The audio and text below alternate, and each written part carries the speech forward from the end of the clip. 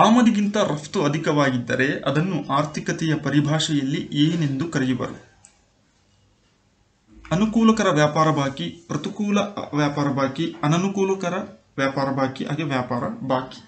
ಇದಕ್ಕೆ ಸರಿಯಾದ ಉತ್ತರ ಅನುಕೂಲಕರ ವ್ಯಾಪಾರ ಬಾಕಿ. ಆಮದು ಅಂತೇಳಿದ್ರೆ ನಾವು ಬೇರೆ ದೇಶದಿಂದ ವಸ್ತುಗಳನ್ನು ತರಿಸ್ಕೊಳ್ಳೋದು. ರಫ್ತು ಅಂದರೆ ನಮ್ಮ ದೇಶದಿಂದ ವಸ್ತುಗಳನ್ನು ಕಳಿಸುವಂಥದ್ದು. ಹಾಗಾಗಿ ನಾವು ಬೇರೆ ದೇಶದಿಂದ ತರಿಸ್ಕೊಳ್ಳೋದಕ್ಕಿಂತ ಹೆಚ್ಚಿನ ಪ್ರಮಾಣದಲ್ಲಿ ನಮ್ಮ ದೇಶದಿಂದ ರಫ್ತು ಮಾಡಿದರೆ ಅದು ಅನುಕೂಲಕರ ವ್ಯಾಪಾರ ಬಾಕಿ ಅಂತ ಕರೀತಾರೆ. ಭೂಭಾಗಕ್ಕೆ ಚಾಚಿಕೊಂಡಿರುವ ಸಮುದ್ರದ ಭಾಗವನ್ನು ಏನೆಂದು ಕರೆಯುವರು? ಕೊಲ್ಲಿ, ಖಾರಿ, ಖಂಡಾವರಣ ಪ್ರದೇಶ ಮತ್ತು ಜಲಸಂಧಿ. ಈ 4ರಲ್ಲಿ ಭೂಭಾಗಕ್ಕೆ ಚಾಚಿಕೊಂಡಿರುವ ಸಮುದ್ರದ ಭಾಗವನ್ನು ಕೊಲ್ಲಿ ಎಂದು ಕರೆಯುವರು. ಭಾರತದಲ್ಲಿ ಚಳಿಗಾಲದ ಅವಧಿಯ ಬೆಳೆಯನ್ನು ಏನೆಂದು ಕರೆಯುವರು? ಅಂದರೆ ಅಕ್ಟೋಬರ್ ತಿಂಗಳ ನಂತರದಲ್ಲಿ ಬೆಳೆಯುವಂಥ ಬೆಳೆಯನ್ನ. ಖಾರಿಫ್, ರಬಿ, ಮುಂಗಾರು ಬೆಳೆ, ಮಾನ್ಸೂನ್ ಬೆಳೆ. ಜೂನ್ ಮತ್ತು ಜುಲೈ ತಿಂಗಳಲ್ಲಿ ಬೆಳೆಯುವಂತಹ ಬೆಳೆಯನ್ನ ಖಾರಿಫ್ ಬೆಳೆ ಅಂತ ಕರೆದರೆ, ಅಕ್ಟೋಬರ್ ತಿಂಗಳ ನಂತರದಲ್ಲಿ ಬೆಳೆಯುವಂತಹ ಬೆಳೆಯನ್ನ ರಬಿ ಬೆಳೆ ಅಂತೇಳಿ ಕರೆಯುವರು. ಕರ್ನಾಟಕ ಗತವೈಭವ ಕೃತಿಯನ್ನು ರಚಿಸಿದವರು ಯಾರು? ಗೋವಿಂದ ಪೈ, ಆಲೂರು ವೆಂಕಟರಾಯರು, ಉತ್ತಂಗಿ ಚೆನ್ನಪ್ಪ, ಕೃಷ್ಣ ರಾವ್.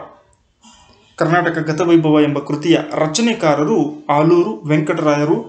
ಕರ್ನಾಟಕ ಏಕೀಕರಣ ಚಳವಳಿಯ ಸಂದರ್ಭದಲ್ಲಿ ಅತ್ಯಂತ ಪ್ರಮುಖವಾದಂತಹ ಕೃತಿ ಕರ್ನಾಟಕ ಗತವೈಭವ. ಲಾಹೋರ್ ಪಿತೂರಿ ಎಂಬ ಮೊಕದ್ದಮೆಯಲ್ಲಿ ಈ ಕೆಳಗಿನ ಯಾರು ಭಾಗವಹಿಸಿದ್ದರು? ಬಿಹಾರಿ ದಾಸ್, ಅಮೀರ್ ಚಂದ್ರ, ಭಗತ್ ಸಿಂಗ್, ಜತೀಂದ್ರ ಮುಖರ್ಜಿ. ಇವರಲ್ಲಿ ಲಾಹೋರ್ ಪಿತೂರಿ ಮೊಕದ್ದಮೆಗೆ ಸಂಬಂಧಪಟ್ಟಂತಹ ವ್ಯಕ್ತಿ ಕ್ರಾಂತಿಕಾರಿ ಭಗತ್ ಸಿಂಗ್ ರವರು. ಕ್ಯಾಬಿನೆಟ್ ಮಿಷನ್ ಆಯೋಗ ಭಾರತಕ್ಕೆ ಬಂದ ವರ್ಷ ಯಾವುದು? 1942, 1945, 1946, 1947. ಭಾರತಕ್ಕೆ ಸ್ವಾತಂತ್ರ್ಯವನ್ನು ಹಸ್ತಾಂತರಿಸುವಂತಹ ರಚನೆಗೆ ಸಂಬಂಧಪಟ್ಟ ಹಾಗೆ ಅತ್ಯಂತ ಪ್ರಮುಖ ಪಾತ್ರವನ್ನು ವಹಿಸಿದ್ದು ಕ್ಯಾಬಿನೆಟ್ ಮಿಷನ್. ಇದು ಭಾರತಕ್ಕೆ ಆಗಮಿಸಿದ್ದು 1946ರಲ್ಲಿ. ಭಾರತದಲ್ಲಿ ವಾಯುಯಾನ ಸಾರಿಗೆ ಆರಂಭವಾದಂಥ ವರ್ಷ ಯಾವುದು? Airline service. 1911, 1912, 1913, 1914.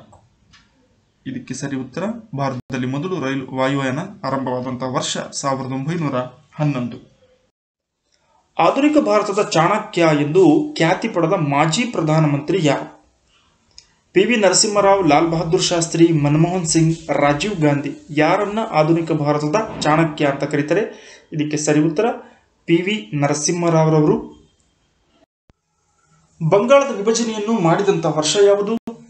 1906, 1907, 1905, 1911. ಇವುಗಳಲ್ಲಿ ಬಂಗಾಳದ ವಿಭಜನೆಯನ್ನು ಮಾಡಿದಂಥ ವರ್ಷ 1905.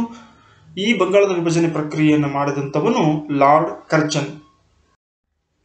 ಬ್ರಿಟಿಷ್ ಸರ್ಕಾರವು ಜಲಿಯನ್ ವಾಲಾಬಾಗ್ ಹತ್ಯಾಕಾಂಡದ ಬಗ್ಗೆ ತನಿಖೆ ನಡೆಸಲು ನೇಮಿಸಿದಂತಹ ಆಯೋಗ ಯಾವುದು?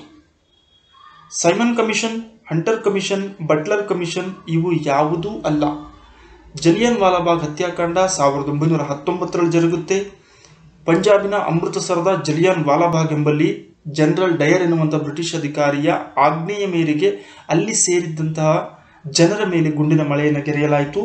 ಇದರ ತನಿಖೆಯನ್ನ ಮಾಡಲಿಕ್ಕೋಸ್ಕರ ನೇಮಿಸಿದಂಥ ಆಯೋಗದ ಹೆಸರು ಹಂಟರ್ ಕಮಿಷನ್ ಅಥವಾ ಹಂಟರ್ ಆಯೋಗ.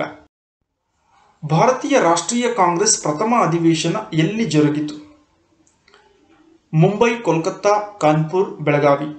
1885ರಲ್ಲಿ ರಾಷ್ಟ್ರೀಯ ಕಾಂಗ್ರೆಸ್ ಸ್ಥಾಪನೆಯಾಗುತ್ತೆ ಎ.ಓ. ಹ್ಯೂಮ್ ರವರಿಂದ. ಇದರ ಮೊದಲ ವಾರ್ಷಿಕ ಅಧಿವೇಶನ ಏನಿದೆ ಅದು ಪ್ರಥಮ ಅಧಿವೇಶನ ನಡೆದಿದ್ದು ಮುಂಬೈನಲ್ಲಿ. ಉಮೇಶ್ ಚಂದ್ರ ಬ್ಯಾನರ್ಜಿ ಅಧ್ಯಕ್ಷತೆಯನ್ನ ವಹಿಸಿದ್ದರು.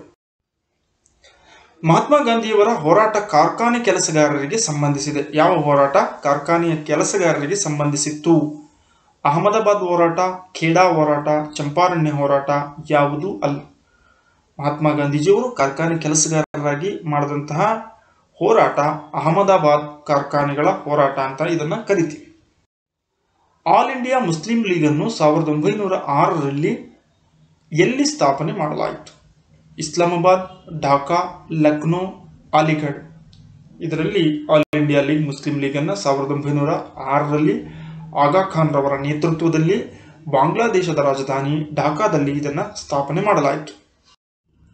ಯಾವ ಕಾಂಗ್ರೆಸ್ ಅಧಿವೇಶನದಲ್ಲಿ ಗಾಂಧಿ ಇರ್ವಿನ್ ಒಪ್ಪಂದ ಅಂಗೀಕರಿಸಲ್ಪಟ್ಟಿತು? ಕರಾಚಿ ಅಧಿವೇಶನ, ಕಲ್ಕತ್ತಾ ಅಧಿವೇಶನ, ತ್ರಿಪುರಾ ಅಧಿವೇಶನ, ಲಾಹೋರ್ ಅಧಿವೇಶನ. ಗಾಂಧಿ ಇರ್ವಿನ್ ಒಪ್ಪಂದ ಅಂಗೀಕರಿಸಲ್ಪಟ್ಟಿದ್ದು ಕಲ್ಕತ್ತಾ ಅಧಿವೇಶನದಲ್ಲಿ.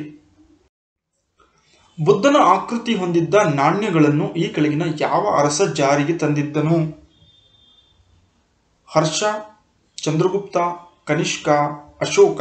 ಇವರಲ್ಲಿ ಬುದ್ಧನ ಆಕೃತಿಯನ್ನು ಹೊಂದಿದ್ದಂತಹ ನಾಣ್ಯಗಳನ್ನು ಜಾರಿಗೆ ತಂದವನು ಕುಶಾಣರ ಅರಸನಾಗಿದ್ದಂತಹ ಕನಿಷ್ಕ. ಕಾರಣ ಈತ ಬೌದ್ಧ ಅನುಯಾಯಿ ಆಗಿದ್ದನು. ವಿ.ಎಸ್. ಸ್ಮಿತ್ ಎಂಬ ಇತಿಹಾಸಕಾರ ಯಾವ ಅರಸನನ್ನು ಭಾರತದ ನೆಪೋಲಿಯನ್ ಎಂದು ಕರೆದಿದ್ದಾರೆ? ಸ್ಕಂದಗುಪ್ತ, ಸಮುದ್ರಗುಪ್ತ, ಚಂದ್ರಗುಪ್ತ ಒಂದು, ಕುಮಾರಗುಪ್ತ. ಇದರಲ್ಲಿ ವಿ.ಎಸ್. ಸ್ಮಿತ್ ಎಂಬ ಇತಿಹಾಸಕಾರ ಸಮುದ್ರಗುಪ್ತನನ್ನ ಭಾರತದ ನೆಪೋಲಿಯನ್ ಎಂದು ಹೊಗಳಿದ್ದಾರೆ. ಭಾರತದ ಗ್ರ್ಯಾಂಡ್ ಓಲ್ಡ್ ಮ್ಯಾನ್ ಎಂದು ಯಾರನ್ನು ಕರೆಯುವರು? ಭಾರತದ ವೃದ್ಧ ಪಿತಾಮಹ ಅಂತ ಯಾರನ್ನ ಕರಿತೀವಿ? ಸಿ. ರಾಜಗೋಪಾಲಾಚಾರಿ, ರವೀಂದ್ರನಾಥ್ ಟ್ಯಾಗೋರ್, ದಾದಾಬಾಯಿ ನವರೋಜಿ, ಜಯಪ್ರಕಾಶ್ ನಾರಾಯಣ್. ಇದರಲ್ಲಿ ಗ್ರ್ಯಾಂಡ್ ಓಲ್ಡ್ ಮ್ಯಾನ್ ಅಂತೇಳಿ ದಾದಾಬಾಯಿ ನವರೋಜಿ ಅವರನ್ನ ಕರಿತೀವಿ. ಮೈಸೂರು ರಾಜ್ಯ ಅಸ್ತಿತ್ವಕ್ಕೆ ಬಂದದ್ದು ಯಾವಾಗ? November 1, 1956, August 8, 1952, August 15, 1946, November 1, 1973. ಇದಕ್ಕೆ ಸರಿ ಉತ್ತರ. ಭಾಷಾವಾರು ಪ್ರಾಂತ್ಯ ವಿಂಗಡಣೆಯಾದಾಗ ಮೈಸೂರು ವಿಶಾಲ ಮೈಸೂರು ರಾಜ್ಯವಾಗಿ ಅಸ್ತಿತ್ವಕ್ಕೆ ಬಂತು. ಅದು ಬಂದಂತಹ ದಿನಾಂಕ ನವೆಂಬರ್ 1, 1956. ಆದರೆ ಕರ್ನಾಟಕ ಅಂತ ನಾಮಕರಣ ಮಾಡಿದ್ದು ನವೆಂಬರ್ 1, 1973. ಸರ್ದಾರ್ ವಲ್ಲಭಾಯ್ ಪಟೇಲರಿಗೆ ಸರ್ದಾರ್ ಎಂಬ ಬಿರುದನ್ನು ನೀಡಿದವರು ಯಾರು? ಸುಭಾಷ್ ಚಂದ್ರ ಬೋಸ್, ಭಗತ್ ಸಿಂಗ್, ಜವಾಹರ್ಲಾಲ್ ನೆಹರು, ಮಹಾತ್ಮ ಗಾಂಧೀಜಿ. ಸರ್ದಾರ್ ಪಟೇಲರಿಗೆ ಸರ್ದಾರ್ ಎಂಬ ಬಿರುದನ್ನು ನೀಡಿದವರು ರಾಷ್ಟ್ರಪಿತ ಮಹಾತ್ಮ ಗಾಂಧೀಜಿಯವರು. ಇನ್ಕ್ವಿಲಾಬ್ ಜಿಂದಾಬಾದ್ ಎಂಬ ಘೋಷಣೆಯನ್ನು ನೀಡಿದವರು ಯಾರು?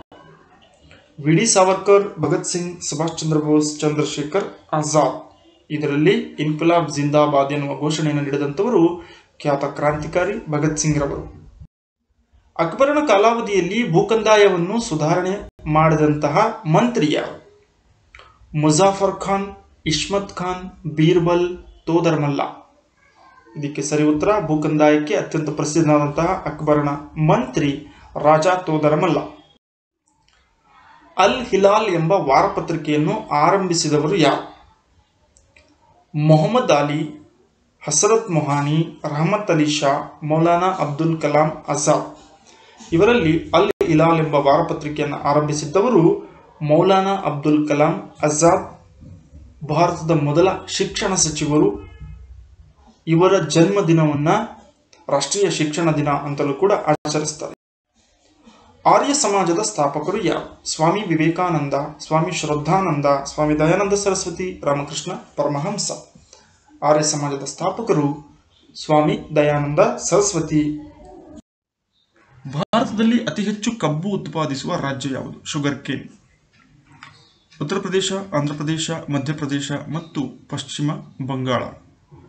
ಈ 4 ರಾಜ್ಯಗಳಲ್ಲಿ ಅತಿ ಹೆಚ್ಚು ಕಬ್ಬನ್ನು ಉತ್ಪಾದಿಸುವಂತಹ ರಾಜ್ಯ ಉತ್ತರ ಪ್ರದೇಶವಾಗಿದೆ. ಉತ್ತರ ಪ್ರದೇಶ ರಾಜ್ಯದ ವಿಶೇಷತೆ ಅತಿ ಹೆಚ್ಚು ಜನಸಂಖ್ಯೆಯನ್ನು ಹೊಂದಿರುವಂತಹ ರಾಜ್ಯವೂ ಕೂಡ ಹೌದು. ಅತಿ ಹೆಚ್ಚು ವಿಧಾನಸಭಾ ಮತ್ತು ಲೋಕಸಭಾ ಕ್ಷೇತ್ರಗಳನ್ನು ಹೊಂದಿರುವಂತಹ ರಾಜ್ಯವೂ ಕೂಡ ಭಾರತದಲ್ಲಿ ಉತ್ತರ ಪ್ರದೇಶವಾಗಿದೆ. ಭಾರತದಲ್ಲಿ ಅತಿ ಹೆಚ್ಚು ಸಿಮೆಂಟ್ ಅನ್ನು ಉತ್ಪಾದಿಸುವಂತಹ ರಾಜ್ಯ ಯಾವುದು? ಕರ್ನಾಟಕ, ತಮಿಳುನಾಡು, ಆಂಧ್ರಪ್ರದೇಶ ಮತ್ತು ಉತ್ತರ ಪ್ರದೇಶ. ಈ 4 ರಾಜ್ಯಗಳಲ್ಲಿ ಸಿಮೆಂಟ್ ಅನ್ನು ಅತಿ ಹೆಚ್ಚು ಉತ್ಪಾದಿಸುವಂತಹ ರಾಜ್ಯ ತಮಿಳುನಾಡು ರಾಜ್ಯವಾಗಿದೆ.